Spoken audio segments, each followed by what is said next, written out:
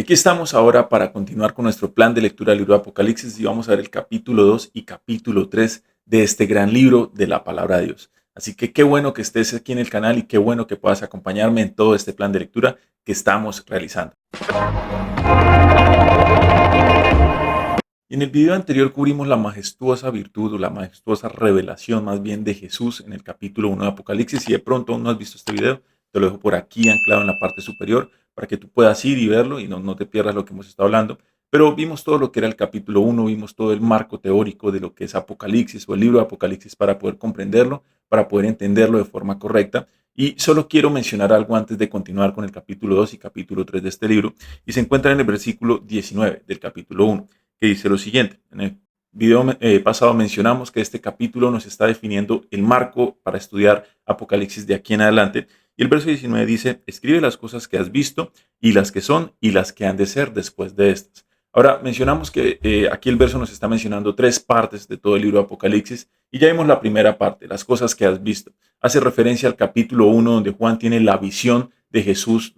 Jesús es revelado directamente allí y se muestra toda la visión de lo que es Jesús, cómo se está revelando. Así que esas son las cosas que él había visto. Pero ahora vamos a ver la siguiente parte de este verso, que es las cosas que son. Y las cosas que son hacen referencia al capítulo 2 y capítulo 3 del libro de Apocalipsis, que son las 7 cartas a las 7 iglesias. Entonces vamos a entrar en esta segunda parte y espero que tú me puedas acompañar con esto. Si tienes tu Biblia en mano, te animo a que la puedas coger y vamos a leer juntos y a comprender lo que dice la palabra de Dios en este capítulo 2 y capítulo 3 del libro de Apocalipsis. Así que ve a tu Biblia, vamos a ver el capítulo 2 y vamos a empezar por el primer mensaje a las 7 iglesias, que es el mensaje a Éfeso.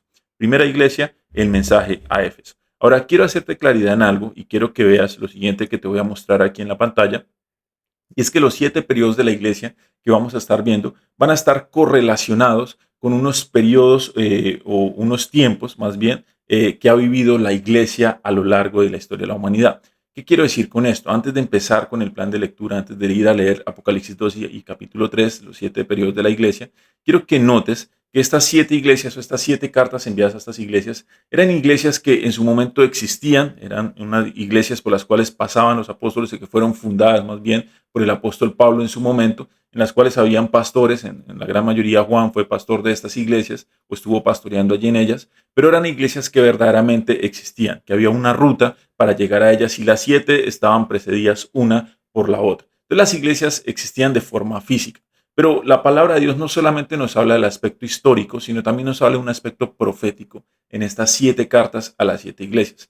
Y cuando menciona el aspecto profético, quiere decir que también nos está mostrando tiempos que iban a venir sobre la historia de la iglesia en general. Recordemos que la iglesia es la forma en la cual Jesús está manifestando aquí en la tierra, en la cual Jesús se revela directamente a la tierra. Entonces hay 7 periodos de este panorama o 7 cartas escritas a las 7 iglesias que están correlacionadas con 7 periodos grandes que ha vivido, que ha pasado la iglesia y algunos que van a suceder hacia adelante, unos que estamos viviendo y otros que va a suceder hacia adelante, que se relacionan con estas 7 cartas. Para que lo tengamos presente, hay una gran correlación. Así que quiero mostrarte un poco lo que vamos a ver hacia adelante, pero quiero que tengas presente que el primer periodo de tiempo, la primera carta que vamos a estar viendo, que es la carta a la iglesia de Éfeso, el mensaje a Éfeso, tiene relación o está correlacionada con el periodo de la iglesia apostólica. Ya hacia adelante voy a mencionar algunas cosas más puntuales, pero solo ten presente que va desde la ascensión de Cristo en el año 30 después de Cristo, más o menos, hasta la muerte del apóstol Juan, que viene siendo cerca del año 100 después de Cristo. Ahora ten presente, sabemos que Jesús murió a los 33 años, sin embargo, parece ser que hay una distorsión allí más o menos de 3 a 4 años entre la data que se tiene o la historia que se tiene, por eso se menciona que es cerca del año 30 después de Cristo, pero podemos concluir que después de la ascensión de Cristo. Entonces, sobre el año 30 a 33, como tú lo quieras mencionar, hasta la muerte del apóstol Juan, que fue el último de los apóstoles del Cordero. Ese periodo de tiempo en la historia lo conocemos como el periodo de la Iglesia Apostólica.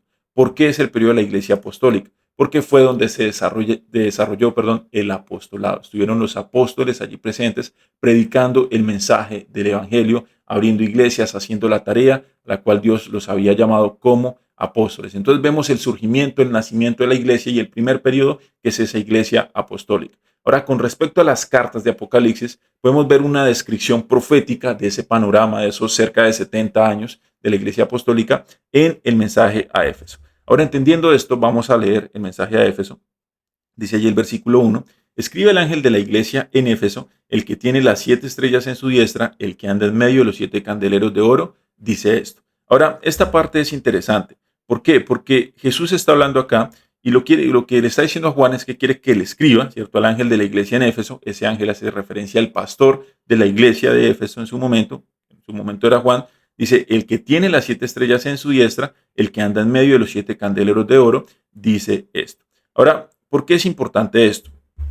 ¿Qué está mencionando? Si ustedes recuerdan en el capítulo 1, ¿sí? Cuando estuvimos viendo el video pasado, que vuelvo y te recuerdo, si no lo has visto, te lo dejo por acá arriba para que lo puedas ver, pero Jesús nos explica lo que significan las estrellas y los candeleros. En el versículo 20, él dice, el misterio de las 7 estrellas que has visto en mi diestra y de los 7 candeleros de oro, las 7 estrellas son los ángeles de las 7 iglesias, es decir, los pastores, y los 7 candeleros que has visto son las 7 iglesias. Entonces, ¿por qué es interesante reconocer esto? Porque Jesús está diciendo que las 7 estrellas están a su diestra, es decir, que Él es el que se encarga de soportar, ¿cierto? De mantener a los pastores, pero también que estamos posicionados, como iglesia estamos posicionados a la diestra de Dios, pero también a la diestra de Jesús. Entonces esa es la posición que a nosotros nos corresponde como hijos de Dios o como iglesia de Dios. Pero lo segundo que dice el que anda en medio de los 7 candeleros. Entonces también nos está mostrando que la forma en que Dios se manifiesta al mundo es a través de la iglesia, que lo que lo está rodeando a él es la iglesia, son los 7 candeleros que representan las 7 iglesias.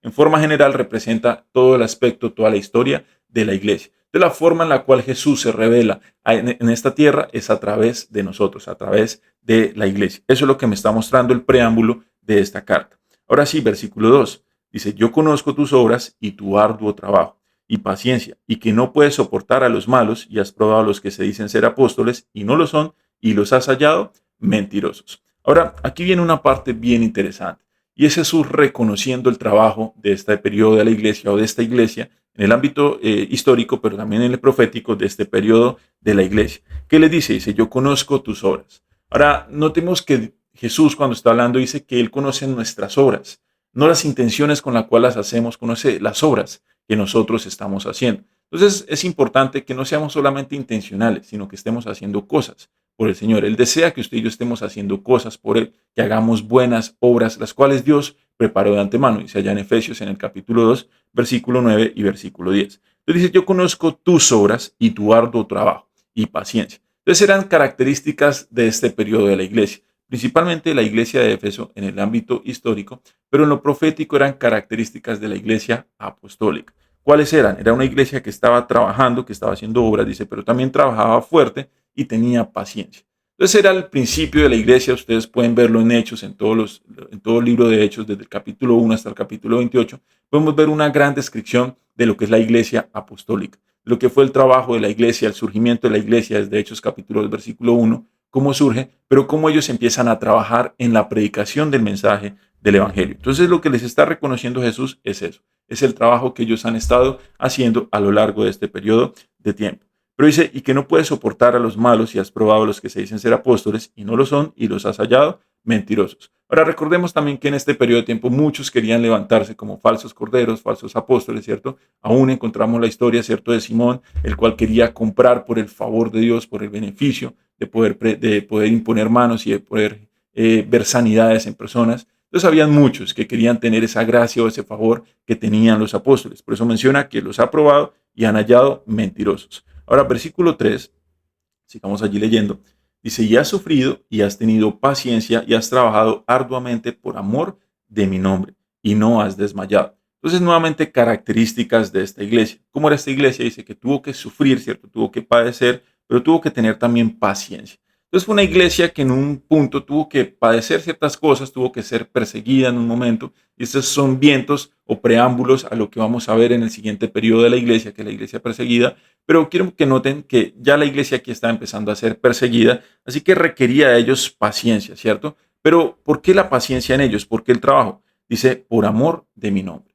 Entonces lo que estamos haciendo, lo que hacemos, lo que soportamos es por amor del nombre de Jesús, no por amor a nuestro nombre, no por amor de pronto a nuestros pensamientos, conocimientos, por amor al nombre de Jesús. Esa es la razón de ser de lo que estamos haciendo.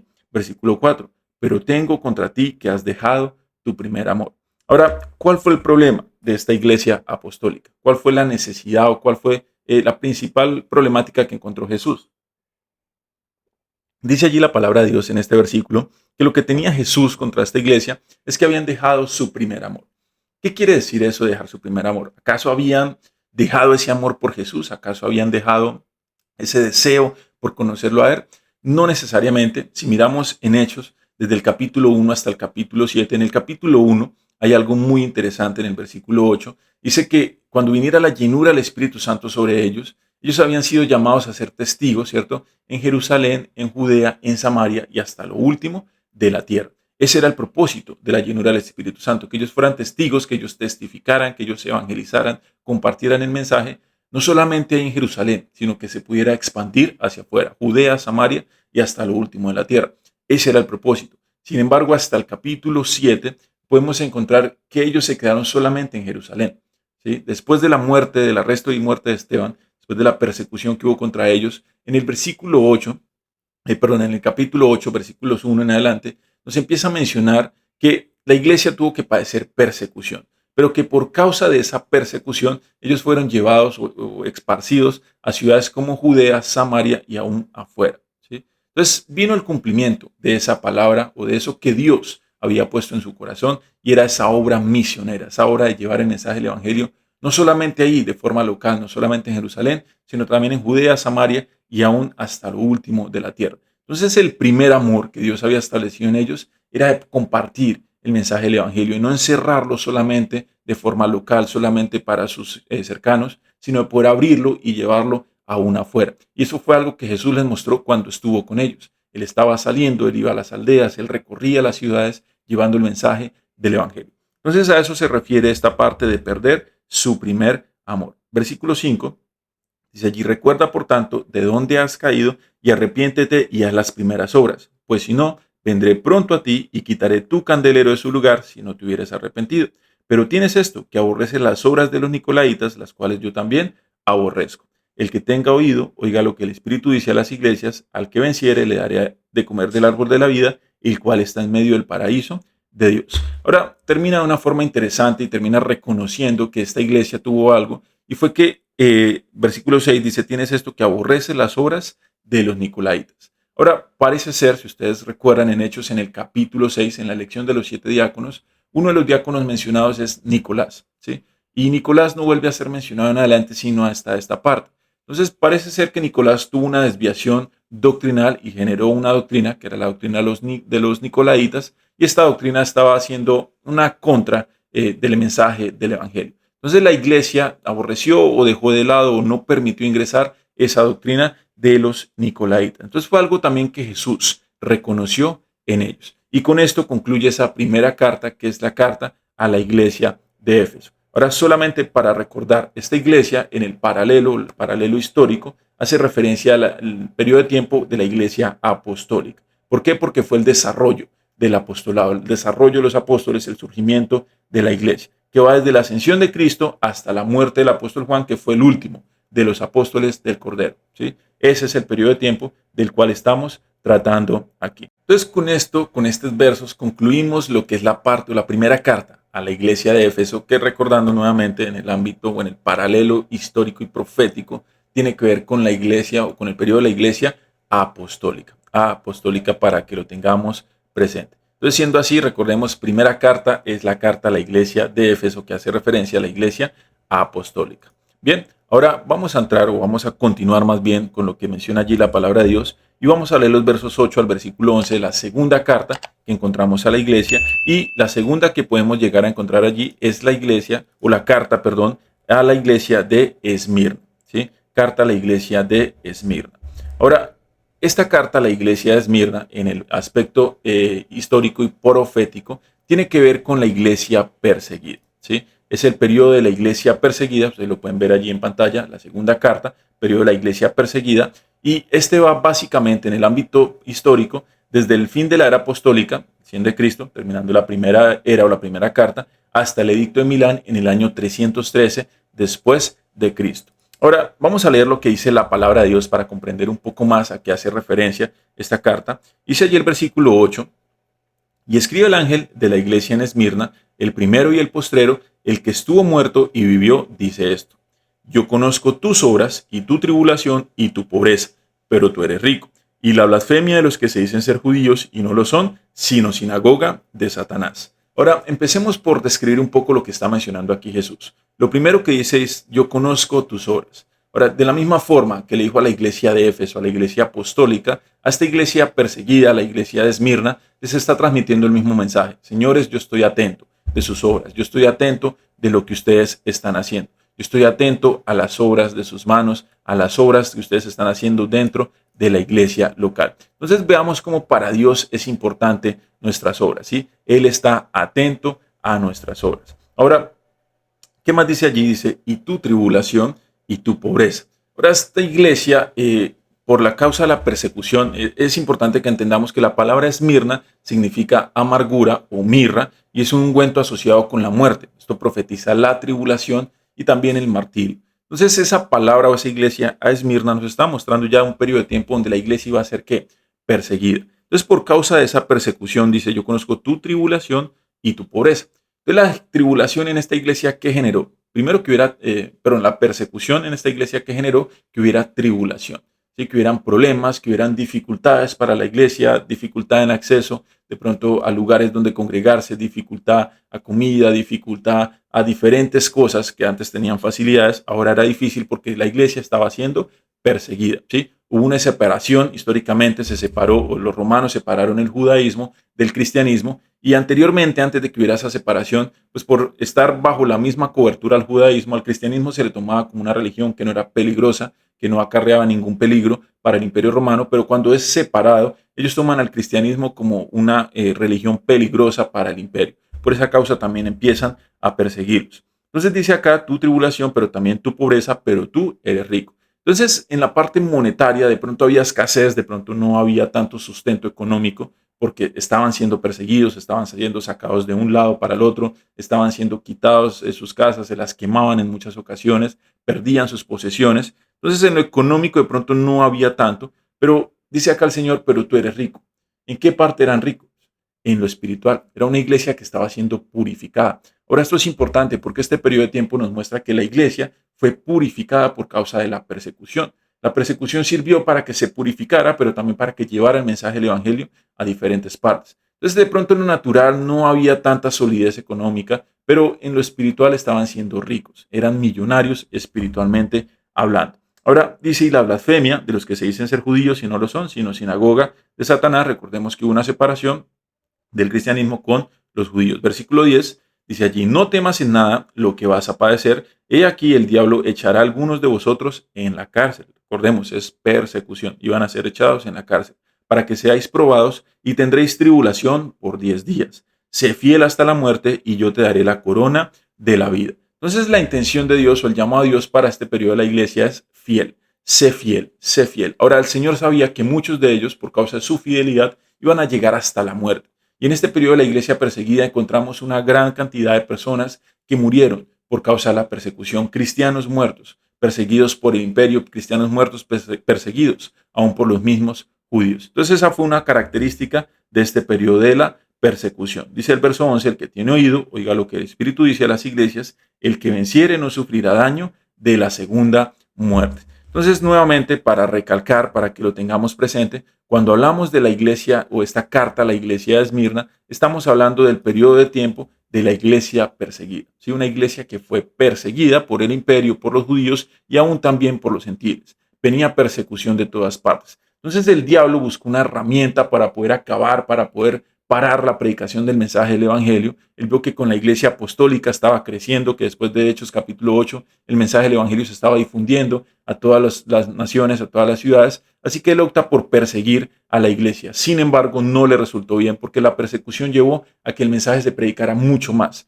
Si ustedes ven en Hechos capítulo 8, ellos por causa de la persecución son mandados a diferentes lugares y el mensaje se empieza a predicar mucho más hacia afuera. Entonces la persecución no solamente llevó a que el mensaje del evangelio se predicara más fácilmente afuera, sino también que fueran purificados los que eran cristianos, porque no cualquiera era cristiano en ese tiempo, porque sabía que iba a ser perseguido. Entonces, para recordar, va desde el fin de la iglesia apostólica o de la era apostólica, que es con la muerte de Juan, el último de los apóstoles, hasta el edicto de Milán. Un edicto que se firma por el emperador Constantino, llamado el Edicto de Milán, donde él pone cese a la persecución de la iglesia.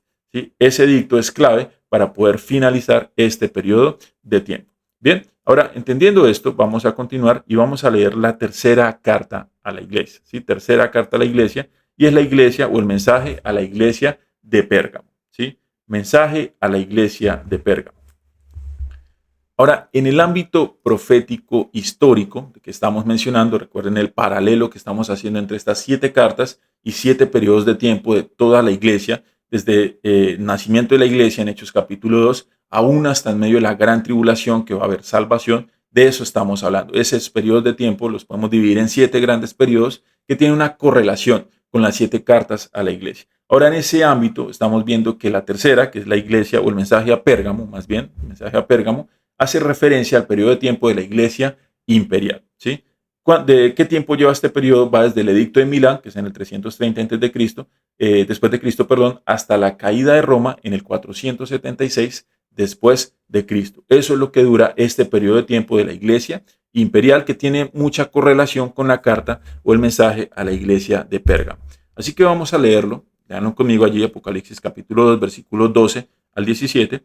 Dice, y escribe el ángel de la iglesia en Pérgamo, el que tiene la espada aguda de 2 filos, dice esto: yo conozco tus obras, recordemos, él conoce nuestras obras, y dónde moras, donde está el trono de Satanás, pero retienes mi nombre y no has negado mi fe, ni aun en los días en que Antipas, mi testigo fiel, fue muerto entre vosotros, donde mora Satanás. Así que vamos a explicar aquí una parte del versículo 13, porque Jesús está siendo claro y ya nos está dando la característica principal de este periodo de tiempo de la iglesia imperial, ¿sí? ¿Cuál es la característica principal de este periodo de tiempo de la iglesia imperial? Dice aquí el versículo 13, ¿y dónde moras? ¿Dónde está el trono de Satanás? Ahora, ¿qué sucedió en este periodo de tiempo? ¿Qué pasó con esta iglesia? ¿Qué pasó en la historia de la iglesia? Veníamos de ser la iglesia apostólica, ¿cierto? La iglesia del nacimiento, la iglesia del apostolado, del mensaje, de la evangelización. Pasamos a la iglesia perseguida, que la persecución llegó a la expansión del mensaje del evangelio a todas las naciones, a que fueran purificadas las personas, ¿cierto? Una iglesia que estaba siendo perseguida,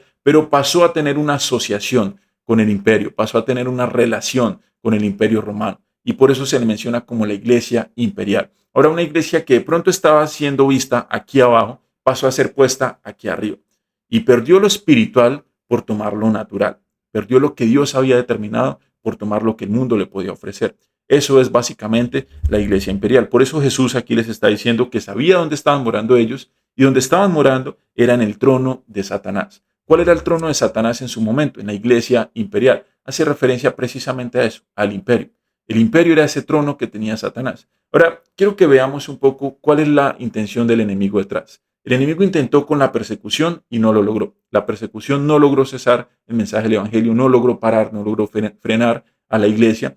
Cambió la estrategia, dijo, en vez de perseguirlos, lo que voy a hacer es simplemente animarlos más. Lo que voy a hacer es ponerlos en un lugar de posición. Lo que voy a hacer es ponerlos en un lugar donde ellos puedan recibir cosas de bendición, cosas materiales, donde puedan ser beneficiados para que cese el mensaje del evangelio. Y es allí donde se menciona la iglesia imperial. Ese fue el problema de ellos. Permitieron la unificación de la iglesia con el imperio. Permitieron que la iglesia y el imperio se permearan el uno con el otro. Y eso es algo que no debería suceder. Ahora, iglesia y política son dos cosas que deberían estar separadas. No deberían estar juntas. La iglesia fue llamada a ser iglesia, la política está llamada a ser política para el mundo. Pero como iglesia estamos llamados a predicar el mensaje del evangelio, no a hacer política. En el momento en que la iglesia se comportó como la política, se unió a la política, perdimos mucho alcance, perdimos mucho de lo que Dios nos había llamado a hacer. Entonces eso es lo que nos está mencionando en esta parte. Ahora sigamos leyendo allí.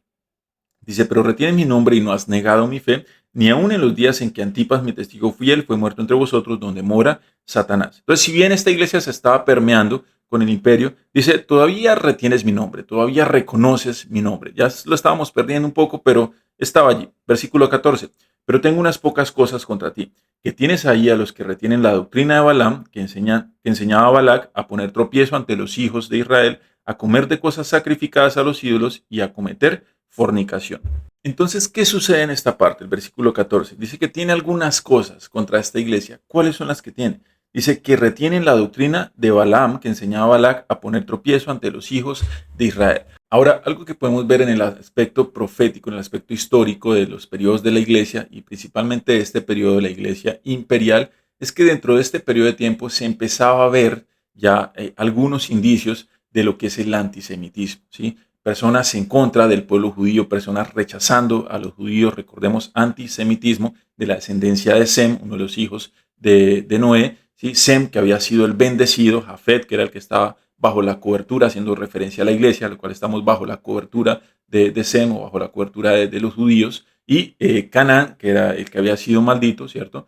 Hablando un poco de los gentiles. Ahora, ese antisemitismo se empezó a ver ya, desde este punto ya se empezaron a ver los primeros despliegues o las primeras olas de antisemitismo, y es lo que Jesús les está recalcando acá. Dice, ustedes permitieron la doctrina de Balac, que enseñaba a Balac a poner tropiezo ante los hijos de Israel. Entonces estaban siendo tropiezo a los mismos judíos por causa del antisemitismo. Pero ¿qué más? Dice a comer de cosas sacrificadas a los ídolos y a cometer fornicación. Entonces nuevamente se estaban involucrando ya con cosas del imperio, estaban permitiendo cosas que de pronto para Constantino eran normales por su descendencia imperial, por su descendencia romana, pero que para la iglesia no debieron haberse involucrado en su momento. Entonces hubieron cosas que se permitieron, que traía el imperio, que traían los romanos, pero se permitieron dentro de la iglesia, y eso era algo que Dios no deseaba, eso era algo que Dios no tenía dentro de su plan. Ahora, versículo 15, dice, y también tienes a los que retienen la doctrina de los nicolaitas, la que yo aborrezco. Entonces recordamos que los nicolaitas aparecieron allí en los primeros versos del capítulo 2, hablando de la iglesia apostólica, donde Jesús les reconoce que ellos no permitieron la doctrina de los nicolaitas. Pero luego aquí a la iglesia de Pérgamo, la iglesia imperial, ¿cierto? Menciona que ellos sí permitieron la doctrina de los nicolaitas. Entonces fue un problema que ellos también tuvieron dentro de este periodo de tiempo. Ahora verso 16. Por tanto, arrepiéntete, pues si no, vendré a ti pronto y pelearé contra ellos con la espada de mi boca. El que tiene oído, oiga lo que el Espíritu Santo dice a las iglesias, al que venciere, daré a comer del maná escondido y le daré una piedrecita blanca y en la piedrecita escrito un nombre nuevo, el cual ninguno conoce sino aquel que lo recibe. Entonces el llamado de Dios para este periodo de tiempo de la iglesia perseguida es al arrepentimiento, ¿sí? Arrepiéntete, cámbiate de lugar, deja de estar conectado con el imperio, deja de meterte con la política y haz lo que yo te he llamado a hacer. Ese es el llamado de Dios para este periodo de tiempo que es la iglesia perseguida o, la iglesia imperial, que es la referencia en la carta a la iglesia de Pérgamo. Entonces podemos comprender un poco más de esta parte. Entonces solamente para recordar en esta parte del periodo, cuando hablamos de la iglesia imperial, que es la carta a la iglesia de Pérgamo, va desde el edicto de Milán, que fue cuando se firmó el cese a la persecución de la iglesia, hasta la caída de Roma en el año 476 después de Cristo. Hay muchas cosas que podemos mencionar allí. Si ustedes quieren saber un poco más y quieren que expliquemos un poco más estos periodos de tiempo, hablando de lo que es la iglesia apostólica, perseguida, imperial, medieval y cada uno de los que ustedes pueden encontrar allí, déjenme saberlo en los comentarios y en un próximo video podríamos estar hablando de cada uno de ellos por separado para poder abordar más, tener un poco más de tiempo y que podamos comprender más de qué dice la historia y qué dice la palabra de Dios de cada uno de estos periodos de tiempo. Así que si quieren saber más, solo déjenmelo saber en los comentarios y allí los voy a estar leyendo. Muy bien, vamos a avanzar. Ya llevamos 3 periodos de tiempo visto, 3 cartas vistas. La primera, el mensaje a Éfeso, que en el paralelo que estamos mencionando hace referencia al periodo de la iglesia apostólica. Hemos visto también el mensaje a Esmirna, que hace referencia a la iglesia perseguida. Recordemos que Esmirna hace referencia a persecución. Y hemos visto el mensaje a Pérgamo, la carta a la iglesia de Pérgamo, que hace referencia a la iglesia imperial o al periodo de la iglesia imperial. Ahora vamos a avanzar y vamos a ver la cuarta carta que es escrita aquí en Apocalipsis en el capítulo 2 y es el mensaje a la iglesia de Tiatira, ¿sí? Carta o mensaje a la iglesia de Tiatira y en el aspecto histórico profético que estamos viendo en la relación, doble relación que hay allí, ese periodo de iglesia corresponde a la iglesia medieval, ¿sí? Corresponde a la iglesia medieval. Así que vamos a leer un poco, pero antes de leer, quiero que veamos nuevamente nuestro cuadrito de características de estos periodos. Y estamos en la carta número 4, ¿cierto? La carta a la iglesia o el mensaje a la iglesia de Tiatira. Y en número 4, este periodo de tiempo hace referencia, en esa doble referencia que estamos mencionando, al periodo de la iglesia medieval, ¿sí? La iglesia medieval.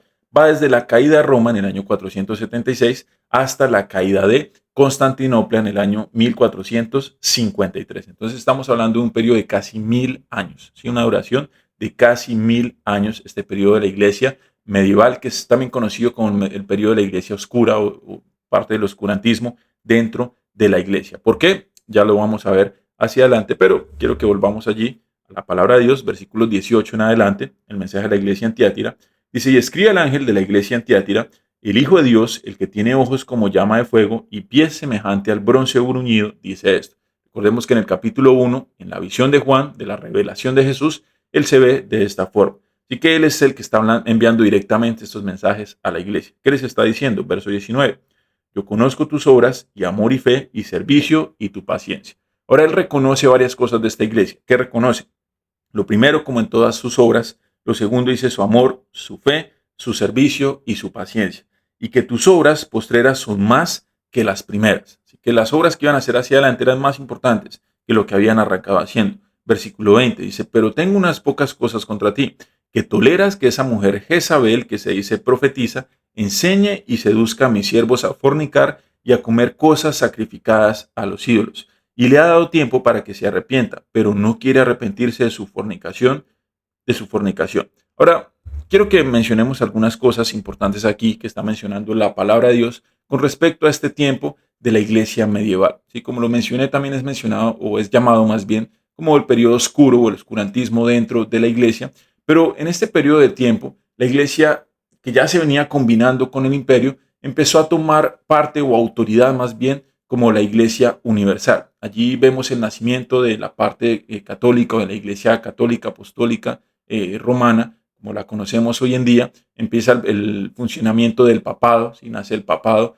como una institución dentro de la iglesia católica, pero la iglesia se vuelve algo universal. Y ya no es solamente un apoyo del imperio, ahora la iglesia está en ocasiones por encima del imperio. Y la iglesia empieza a dictarle al imperio qué es lo que debe hacer, qué debe decir, a dónde debe ir. Entonces se vuelve un problema grande. Hablamos de 1000 años donde la iglesia quiso tomar poder, y no poder espiritual, sino un poder político, un poder económico, un poder social, un poder que no le correspondía tomar. Entonces nosotros como iglesia hemos sido llamados a llevar el mensaje del evangelio, no a tomar parte en cosas en las cuales no nos corresponde, como la política. Y eso es uno de los errores que hubo en este periodo de tiempo de la iglesia.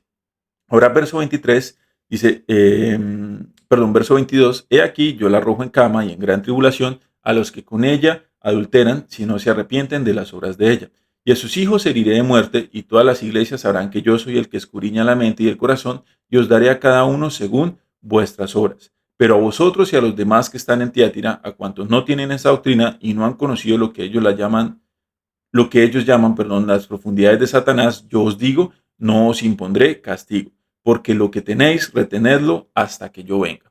Así que el Señor nos empieza a hablar acá de una mujer, ¿cierto? Cómo ellos se involucraron con esta mujer, cómo hubo fornicación allí, pero la fornicación en el ámbito histórico y profético, hablando de la iglesia medieval, a lo que nos está haciendo referencia es a eso que les estaba mencionando, una fornicación en cuanto a la religión. El cristianismo se estaba combinando con la política, el cristianismo empezó a abordar o a tomar doctrinas que no eran correctas, que no están en la palabra de Dios, que no eran doctrinas bíblicas dentro de la palabra de Dios. Por ejemplo, empezamos a ver la doctrina del purgatorio, el pago de los dogmas, ¿cierto? Para poder pasar a sus seres queridos de un lugar al otro, para que no se quedaran en el purgatorio. Doctrinas que no estaban dentro de la palabra de Dios, doctrinas como la infalibilidad del Papa, donde todo lo que el Papa decía es básicamente palabra de Dios o se tenía que llevar a cabo de esa forma. Son cosas que no están dentro de la palabra de Dios, pero que en este periodo de tiempo se involucraron dentro de la doctrina de la iglesia. Entonces hubo como una prostitución dentro de la misma iglesia cristiana por abordar o por tomar doctrinas de hombres, doctrinas erróneas, doctrinas de demonios y combinarlas con la doctrina de la palabra de Dios. Al final lo que estaban haciendo era por medio del miedo controlar a las personas, por medio del temor controlar a las masas, no por medio del amor, lo cual nos llamó el Señor, a que amáramos los unos a los otros, que nos amáramos los unos a los otros y que mostráramos el amor de Dios como ese principal fruto que tenemos como hijos de Dios. Entonces fue uno de los errores que ellos tuvieron en ese tiempo. Versículo 27 dice, y la regirá con vara de hierro y serán quebradas como vaso de alfarero, como yo también la he recibido de mi Padre. Y le daré la estrella de la mañana. El que tiene oído, oiga lo que el Espíritu dice a las iglesias. Entonces este periodo de tiempo es interesante, fueron 1000 años donde fue muy oscuro, fue muy difícil, no había acceso a la palabra de Dios, las personas del común no tenían acceso a una Biblia, la Biblia solamente estaba en latín y solamente conocían de latín los altos clérigos de la iglesia y algunas personas muy adineradas que podían estudiar en su momento, pero el resto de la gente del común no tenía acceso a la palabra de Dios y los que lograban ver una hoja de la palabra de Dios no podían entenderla porque no conocían de latín, así que ellos simplemente asistían a las iglesias para ser enseñados por medio de los sacerdotes, pero ellos enseñaban lo que ellos querían. Como no tenían la palabra de Dios, no podían comprobar o corroborar en lo cual estaban siendo enseñados. Entonces, de esa forma era que estaban controlando en este periodo de tiempo y fueron 1000 años muy oscuros, un poco más de 1000 años muy oscuros dentro del periodo de la iglesia con doctrinas totalmente salidas. Pero encontramos grandes hombres de Dios finalizando este periodo de tiempo. Por eso Jesús les reconoce que sus obras postreras fueron mejores que las primeras, porque finalizando este periodo se levantan grandes hombres de Dios que empiezan a levantar esos tiempos de prerreforma o esa prerreforma que nosotros conocemos para llegar al siguiente periodo de tiempo que es la iglesia reformada, del cual vamos a estar hablando en un momento. Pero estos hombres empiezan a darse cuenta que lo que estaba haciendo la iglesia era dominando por medio del temor, por medio del miedo, que no estaban permitiendo el acceso a la palabra de Dios, una palabra de Dios que había sido dada para que todos tuviéramos acceso a ella, y empiezan a generar ciertos ámbitos de cambio dentro de la iglesia, empiezan a apartarse de ciertas cosas para poder empezar primero a traducir la Biblia y que fuera un idioma que todos pudieran leer, que fuera asequible para todas las personas y que todos pudieran conocer lo que dice la palabra de Dios y no permitir ser engañados. Entonces encontramos esos vientos de la prerreforma en este periodo de tiempo. Bien, así que ya llevamos 4 cartas a 4 iglesias y 4 periodos de tiempo diferentes en toda la historia de la iglesia o los periodos de la iglesia que podemos encontrar. Y vamos a avanzar, vamos a ver el número 5, ¿sí? La carta número 5, y es la carta o el mensaje a la iglesia de Sardis, ¿sí? Mensaje a la iglesia de Sardis. Esta es la carta número 5 que menciona Apocalipsis y vamos a ir al capítulo 3 de Apocalipsis. Entonces, si tiene su Biblia allí, lo animo a que me acompañe. Capítulo 3 de Apocalipsis. Vamos a leer los versos 1 al versículo 6 para comprender el mensaje a la iglesia de Sardis. Y nuevamente, antes de ir a la lectura, vamos a ver nuestro cuadro comparativo, nuestro cuadro con los periodos de tiempo. Y estamos viendo la carta número 5, ¿sí? Que corresponde a la iglesia de Sardis y es el periodo de tiempo de la iglesia reformada.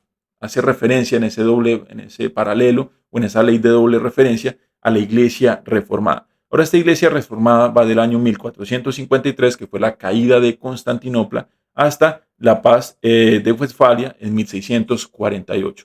Es el periodo de tiempo que encontramos como la iglesia reformada, para que lo tengamos allí presente en la parte histórica. Nuevamente, si ustedes quieren conocer un poco más de cada uno de estos periodos de tiempo, que los abordemos cada uno a profundidad, déjenme saberlo en los comentarios. Si tienen preguntas, también déjenme saberlo en los comentarios. Voy a estar leyéndolos para próximos videos. Bien, entonces conociendo esto, vamos a leer lo que dice la palabra de Dios para entender este periodo de tiempo de la iglesia reformada o esta carta a la iglesia de Sardis. Entonces, ¿qué dice la palabra de Dios? Dice, escribe al ángel de la iglesia en Sardis, el que tiene los 7 espíritus de Dios y las 7 estrellas, dice esto. Yo conozco tus obras, nuevamente, igual que con todas las demás iglesias, que tienes nombre de que vives y estás muerto. Sé vigilante y afirma las otras cosas que están para morir, porque no he hallado tus obras perfectas delante de Dios. Ahora, Jesús arranca con una mención bien interesante y les dice en el versículo 2, dice, yo conozco tus obras, que tienes nombre de que vives y estás muerto. Entonces la iglesia, por más que tenía nombre de iglesia, por más que estaba puesta acá arriba, por más que estaba tomando decisiones, que tenía autoridad, parecería que estaba viva, parecería que tenía lugares de privilegio, parecería que estaba en el lugar el cual le correspondía, pero Dios les dice, no señores, yo no los quería ahí, ustedes básicamente están muertos. ¿Muertos en qué aspecto? En lo espiritual.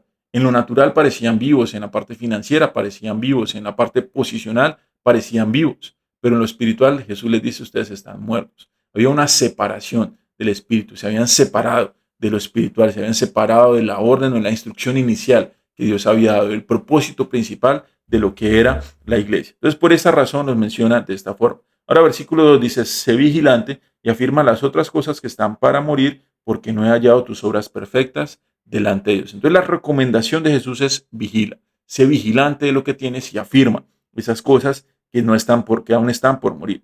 Versículo 3 dice, acuérdate pues de lo que has recibido y oído, y guárdalo y arrepiéntete, pues si no velas, vendré sobre ti como ladrón y no sabrás a qué hora vendré sobre ti. Nuevamente, la recomendación de Jesús para esta iglesia es: afirma lo que tienes bien, afirma esa buena enseñanza, toma lo que traías bien y afírmalo. Ya no enseñes más eso que estabas enseñando.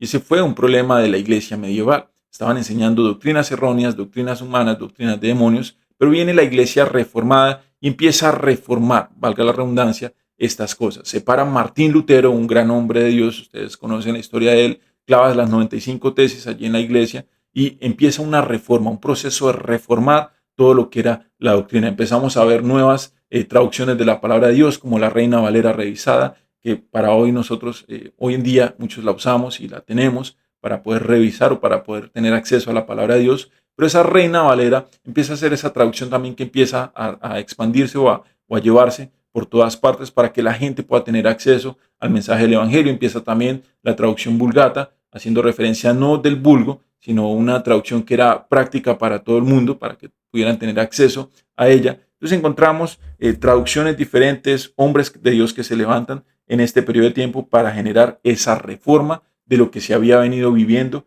anteriormente. Versículo 4 dice: pero tienes unas pocas personas en Sardis que no han manchado sus vestiduras y andarán conmigo en vestiduras blancas porque son dignas. Estas personas que estaba mencionando, eso es lo que está haciendo referencia este versículo. Hombres de Dios que se levantaron a generar esa reforma, a pararse y a decir no más a lo que estaba diciendo la iglesia, no más a esas falsas doctrinas, no más a esas mentiras que estaban trayendo, sino que empezaron a traer nuevamente lo que había enseñado la iglesia apostólica. Verso 5. El que venciere será vestido de vestiduras blancas, y no borraré su nombre del libro de la vida, y confesaré su nombre delante de mi Padre y delante de sus ángeles. El que tiene oído, oiga lo que el Espíritu dice a las iglesias. Entonces Dios está nuevamente reconociendo, y Jesús más bien está acá diciéndoles: señores, si ustedes quieren vencer, retengan lo que tienen, retengan ese buen mensaje del Evangelio. Dice: el que vence al final será vestido de vestiduras blancas, y no borraré su nombre del libro de la vida. Entonces está hablando también de la parte de salvación. Grandes hombres de Dios levantándose, trayendo nuevamente el mensaje correcto de salvación, que no se trata de obras, que no se trata de hacer, que no se trata de pagar, que no se trata de coimas que yo pueda dar. Se trataba del mensaje de salvación por medio de Jesucristo, a través del sacrificio de Jesucristo. Entonces, salvación nuevamente siendo predicada de la forma correcta, un mensaje del Evangelio siendo predicado de la forma correcta y no por medio de obras, no por medio de pagos, no por medio de cosas que no estaban escritas en la palabra de Dios. Entonces a eso hace referencia a este periodo de tiempo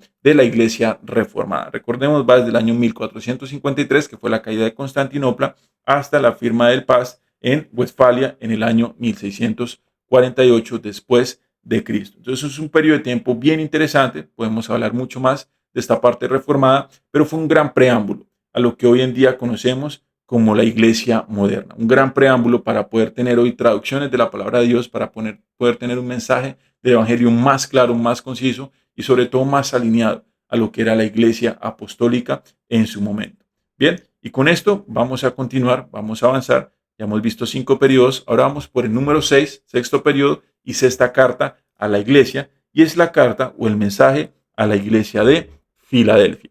Sexta carta, mensaje a la iglesia de Filadelfia. Entonces, nuevamente conmigo, Apocalipsis capítulo 3, y vamos a leer los versos 7 en adelante. Dice allí el versículo 7, dice: escribe al ángel de la iglesia en Filadelfia, esto dice el santo, el verdadero, el que tiene la llave de David, el que abre y ninguno cierra, y cierra y ninguno abre. ¿Qué es lo que le dice a esta iglesia? Versículo 8, yo conozco tus obras, he aquí he puesto delante de ti una puerta abierta, la cual nadie puede cerrar, porque aunque tienes poca fuerza, has guardado mi palabra y no has negado mi nombre. Ahora, cosas bien interesantes aquí en lo que vamos a hablar, y voy a tomar unos minutos más en estas dos últimas iglesias o en estos dos últimos periodos de tiempo para entender algo bien interesante. Entonces, nuevamente, en la ley de la doble referencia que estamos manejando, en la parte histórica profética que estamos comprendiendo de las 7 cartas con los 7 periodos de la historia de la iglesia, podemos ver que esta sexta carta, que es la carta a la iglesia de Filadelfia, corresponde a la época o el periodo de tiempo de la iglesia moderna, que es el periodo en el cual nos encontramos en este momento. Va desde el año 1648 hasta el rapto de la iglesia. ¿Sí? Es decir, nosotros vamos a estar en esta tierra hasta que seamos raptados. Y este periodo de la iglesia moderna termina allí, en el rapto de la iglesia. Pero entendiendo esto, quiero que veamos algunas cosas particulares que está mencionando aquí la palabra de Dios, versículo 8. Dice allí, yo conozco tus obras, he aquí, he puesto delante de ti una puerta abierta. Ahora, esto es muy significativo. ¿Por qué? Porque esta misma puerta abierta que está siendo mencionada acá, o es una simbología, o es usada también en el capítulo 4 de Apocalipsis, que lo vamos a ver en el siguiente video. Pero el capítulo 4, en el versículo 1, arranca diciendo que Juan ve una puerta abierta en el cielo y una voz que le dice, sube acá ahora. Esa puerta abierta nos está haciendo referencia, al rapto de la iglesia. El cielo con una puerta abierta y una voz que nos dice, sube acá. La iglesia siendo llevada a Juan como simbología, como tipo, como sombra de la iglesia, es llevado allí arriba al cielo y la iglesia no vuelve a ser mencionada sino hasta el capítulo 19 de Apocalipsis. Entonces en el capítulo 4 subimos y volvemos a ser mencionados hasta el capítulo 19, lo que me menciona que nosotros no vamos a estar en el periodo de la gran tribulación. Eso es un gozo para cada uno de nosotros. Entonces el versículo 8 nos está haciendo referencia a eso. Dice, he aquí he puesto delante de ti una puerta abierta. Y esa puerta abierta nos está hablando de ese momento del rapto de la iglesia, pero también tiene una doble referencia. Y puertas abiertas también nos habla de oportunidades. Hay oportunidades para nosotros para poder predicar el mensaje del Evangelio. Hoy en día es más fácil predicar el mensaje del Evangelio. Hay gracia para poder hacerlo. Está la gracia de Dios disponible. Gran cantidad de países tienen libertad para poder predicar el mensaje del Evangelio. No todos, reconocemos que hay una gran parte de países que no lo permiten, pero en la gran mayoría de países, aún en los países de aquí de Latinoamérica, hoy en día podemos predicar libremente el mensaje del Evangelio. Tenemos puertas abiertas para predicar el mensaje del Evangelio. Dice una puerta abierta la cual nadie puede cerrar porque aunque tienes poca fuerza, ¿y por qué menciona a Jesús que tenían poca fuerza? Porque recordemos que venimos de la iglesia medieval, bueno, de la iglesia perseguida a la iglesia medieval, pasamos a la iglesia reformada, pero venía una iglesia que había perdido mucha fuerza, había perdido la idea principal, había perdido el propósito que tenía. Entonces por eso Jesús menciona que aunque tienes poca fuerza, apenas estaba retomando fuerza la iglesia, pero aún así hay esa puerta abierta para predicar el mensaje. Dice, has guardado mi palabra y no has negado mi nombre. Versículo 9. He aquí, yo entrego en la sinagoga de Satanás, yo entrego de la sinagoga de Satanás a los que se dicen ser judíos y no lo son, sino que mienten. He aquí, yo haré que vengan y se postren a tus pies y reconozcan que yo te he amado. Verso 10. Por cuanto has guardado la palabra de mi paciencia, yo también te guardaré la hora de la prueba que ha de venir sobre el mundo entero para probar a los que moran sobre la tierra. Ahora este verso 10 es muy, muy interesante y es un verso clave en Apocalipsis capítulo 3 para entender hasta qué punto vamos a estar nosotros en esta tierra. Quiero que note lo que está diciendo acá. Dice, por cuanto has guardado la palabra de mi paciencia, por cuanto nosotros hemos guardado el mensaje del Evangelio, por cuanto hemos recibido a Jesús como Señor y Salvador y hemos guardado su palabra, dice, yo también te guardaré de la hora de la prueba. Ahora, va a haber un tiempo, va a haber un momento donde Jesús, donde Dios va a probar, va a ejercer juicio más bien sobre la tierra y sobre los moradores de la tierra. ¿Cuál es ese periodo de tiempo? ¿Cuál es ese periodo de prueba? La gran tribulación. Es allí donde Jesús, donde Dios va a ejercer juicios sobre la tierra, va a juzgar, porque Él es un juez justo, Él tiene que ejercer juicio. Tenemos que saber que la justicia tiene que ver con eso y Él va a tener que ejercer juicio. Gracias a Dios, Jesús tomó la copa por nosotros, la copa de la ira de Dios, Él la bebió, Él la tomó por nosotros, pero aún así esa copa va a ser derramada sobre aquellos que no han querido recibir a Jesús como Señor y Salvador. Pero Dios nos está prometiendo algo, Jesús específicamente nos promete algo. Dice, yo también te voy a guardar de esa hora de la prueba, de ese periodo de la gran tribulación, nosotros vamos a ser guardados. La palabra de Dios está haciendo claro en que nosotros vamos a ser guardados de ese periodo, es decir, no vamos a estar allí presentes. La gran tribulación no tiene que ver con la iglesia. La gran tribulación es un periodo de tiempo destinado específicamente para los judíos, para Dios tratar con los judíos, ¿cierto? Para tratar también con la humanidad y para tratar también con el enemigo. Entonces es un periodo de tiempo que no tiene que ver nada con nosotros la iglesia. Lo que ha prometido Jesús es que vamos a ser guardados. Guardados de ese periodo de tiempo, vamos a ser apartados del periodo de tiempo, de ese periodo de tiempo que es la gran tribulación. Versículo 11, he aquí yo vengo pronto, retén lo que tienes para que ninguno tome tu corona, hablando de tu recompensa. Al que venciere yo lo haré columna en el templo de mi Dios y nunca más saldrá de allí y escribiré sobre él el nombre de mi Dios y el nombre de la ciudad de mi Dios, la nueva Jerusalén, la cual desciende del cielo de mi Dios y mi nombre nuevo. El que tiene oído, oiga lo que el Espíritu dice a las iglesias. Entonces este periodo de la iglesia moderna que encontramos aquí, ya lo mencionamos, va desde el año 1648 hasta el rapto de la iglesia. Y está hablando de cada uno de nosotros, está hablando de este momento en el cual estamos viviendo como iglesia. Somos la iglesia moderna, somos la iglesia de Filadelfia, la iglesia que está demostrando el amor de Dios, la iglesia que ha sido llamada a predicar el mensaje del Evangelio, pero también la iglesia que reconoce que va a ser guardada del periodo de prueba que va a caer sobre esta tierra, que es la gran tribulación. Por eso menciono que nosotros vamos hasta el momento del rapto de la iglesia, porque una vez seamos raptados es que va a arrancar la gran tribulación, pero nosotros no vamos a estar en esta tierra. Recordemos que el versículo 7 dice que Él ve una puerta o que Dios pone una puerta abierta para nosotros. De la misma forma que Juan en el capítulo 4 ve una puerta abierta en el cielo y Él sube allí, haciendo referencia al rapto, nosotros tenemos esa puerta también abierta para ser guardados de la hora de la prueba. Entonces, eso es, o eso somos nosotros como la iglesia moderna. A eso se refiere esta carta a la iglesia de Filadelfia. Nosotros somos Filadelfia, la iglesia del amor de Dios, pero también la iglesia que se va a ir en el rapto de la iglesia que va a ser guardada de la gran tribulación. Sin embargo, nos queda pendiente un periodo de tiempo, una carta a la iglesia, y es el último, o la última carta, más bien la séptima carta que encontramos allí, y es la carta a la iglesia de Laodicea. ¿Sí? Séptima carta del libro de Apocalipsis, Apocalipsis capítulo 3, el mensaje a la iglesia de Laodicea, hablando de la iglesia del fin de los tiempos. Ahora, nuevamente, vamos a volver aquí a nuestro cuadrito de características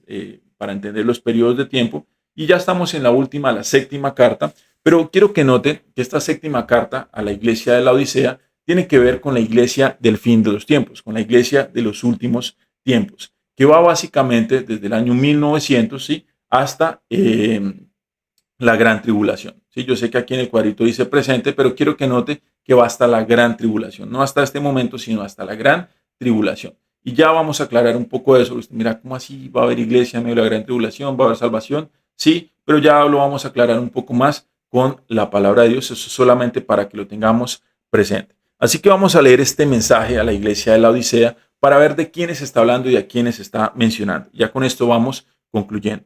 Versículo 14 al versículo 22 de Apocalipsis capítulo 3. Dice allí, y escribe el ángel de la iglesia en la Odisea, he aquí el amén, el testigo fiel y verdadero, el principio de la creación de Dios, dice esto. Yo conozco tus obras, que ni eres frío ni caliente. Ojalá fueses frío o caliente, pero por cuanto eres tibio y no frío ni caliente, te vomitaré de mi boca. Ahora, estos versículos son muy conocidos y los hemos usado, los hemos mencionado de pronto en muchas ocasiones y de pronto lo hemos usado desde el contexto erróneo, pensando que Dios aquí está hablando, Jesús está hablando de aquellas personas que no están tan conectadas, que no están tan involucradas con la iglesia, dice que van a ser vomitadas de su boca porque no son ni fríos, pero tampoco son muy calientes por él. Pero quiero que tengamos presente algo, y es que él aquí lo que está hablando es de salvación, ¿sí? Cuando recibimos el mensaje del Evangelio, cuando recibimos a Jesús, nosotros entramos en la temperatura adecuada, somos calientes delante de Dios. Pero hay personas que son tibios. ¿En qué sentido? En que piensan que por sus propias obras, que por lo bien que ellos hacen, están bien delante de Dios, que son calientes. Y ahí es donde Jesús les está diciendo, no señores, no se trata de sus propias obras, no se trata de lo que ustedes piensan, no se trata de sus propias acciones, se trata de mi gracia, se trata de recibir mi sacrificio. Esas personas son las tibias, que no son fríos porque no consideran que estén mal, no consideran que necesitan un Salvador, pero tampoco son calientes porque no han recibido a Jesús como su Señor y Salvador. Ellos son tibios porque piensan que por sus propias acciones, por lo bien que han hecho, por lo bien que han sido como personas, ellos son salvos. Esas son las personas tibias que menciona aquí la carta a la Odisea. Ahora, ¿cómo podemos saberlo? Versículo 17, para que entendamos. Dice, porque tú dices. Note la característica que menciona Jesús. Les está diciendo, ustedes dicen, Señor, esto es lo que ustedes piensan. ¿Qué es lo que pensaba esta iglesia? Yo soy rico y me he enriquecido y de ninguna cosa tengo necesidad. Y no sabes que tú eres un desventurado, miserable, pobre, ciego y desnudo. Ahora este verso es interesante porque Jesús está mencionando primero lo que ellos piensan. Dice, tú dices en tu corazón, tú piensas lo siguiente. ¿Qué era lo que pensaba esta gente? Dice, yo soy rico, me he enriquecido y de ninguna cosa tengo necesidad. Entonces lo que les estaba mencionando hace un momento, esta iglesia es tibia, no porque no estén haciendo cosas dentro de la iglesia, no porque no estén sirviendo, no porque no estén involucrados, sino porque son personas que piensan que por sus propias acciones, por sus riquezas, por lo que ellos han obtenido, no tienen necesidad de nada, ni siquiera de un Salvador. Y es lo que Jesús les está cuestionando acá. Ellos dicen, tú mismo dices, no tengo necesidad de cosa alguna, no tengo necesidad de nada. Se consideraban ricos, se consideraban que habían enriquecido. Pero ¿qué era lo que Dios veía en ellos? Dice, y no sabes que tú eres desventurado, miserable, pobre, ciego y desnudo. Es decir, ellos estaban mal. Se veían de una forma, pero en el ámbito de la forma en que Dios los veía, eran todo lo contrario. Ahora, la palabra clave aquí, si ustedes tienen sus Biblias físicas, yo los animo a que ustedes la puedan subrayar, y es la palabra desventurado, ¿sí? Desventurado. ¿Qué quiere decir esa palabra desventurado en el original? La palabra desventurado hace referencia a una persona sin justicia. Eso era alguien desventurado, alguien que no tenía la justicia. Ahora, algo particular es que cuando nosotros nacimos de nuevo como iglesia, como cristianos, al nacer de nuevo, lo primero que adquirimos fue la justicia de Dios en nosotros. Al que no conoció pecado, por nosotros lo hizo pecado para que nosotros fuésemos hechos justicia de Dios en Cristo Jesús. 2 Corintios capítulo 5, versículo 21, un verso clave. Pero algo que recibimos nosotros al nacer de nuevo fue la justicia de Dios. Pero alguien que es desventurado, como les menciona Jesús a ellos, era alguien que no había recibido la justicia. ¿Qué quiere decir eso? Que no eran personas salvas. Son personas que no han recibido a Jesús en su corazón, que por sus propias acciones, por sus propias motivaciones, ellos creen estar bien delante de Dios, creen tener salvación, creen tener acceso al cielo por sus propias acciones, por obras, mas no reconocen la gracia y el favor de Dios. Ese es el problema de este grupo de personas. Ahora, es interesante porque en la Biblia podemos encontrar ciertas parábolas que nos mencionan también un poco acerca de esto. Si ustedes se dan cuenta, Jesús mencionó tres parábolas de forma consecutiva. El primero mencionó la parábola del hijo pródigo, que todos la conocemos, hablando de aquel hijo, ¿cierto?, que pidió la herencia de su padre, fue y se la malgastó, y luego volvió a casa y le pidió a su padre que lo recibiera, aunque fuera como un obrero más. Su padre lo recibió como un hijo nuevamente, ¿cierto?, la parábola del hijo pródigo. Encontramos también la parábola de la oveja perdida, que va después de esta parábola, donde una ovejita se sale, el pastor deja las 99 y va por esa oveja que se perdió. Pero también encontramos una tercera parábola, y es la parábola de la moneda perdida. Y esa parábola es bien interesante porque esa parábola menciona que una mujer perdió en su casa, ¿cierto? Tenía 10 dracmas o 10 monedas, para hacerlo más claro, y de esos 10 se le perdió uno, una moneda o un dracma, pero se le perdió en la casa. Dice que esta mujer barre, busca, ¿cierto? Llama a sus amigas, mejor dicho, hace todo lo posible para poder encontrar ese dracma o esa moneda, y que cuando la logra encontrar dentro de su casa, llama a todas sus amigas para hacer una fiesta porque había encontrado esa dracma. Dice, asimismo, hace Dios fiesta en el cielo cada vez que un pecador se convierte. Ahora es interesante porque esa parábola es bien interesante porque ese dracma o esa moneda se había perdido dentro de la casa, y la casa hace referencia a la iglesia. Así que hay personas, hay monedas, hay dracmas que están dentro de la casa, pero que están ¿cómo?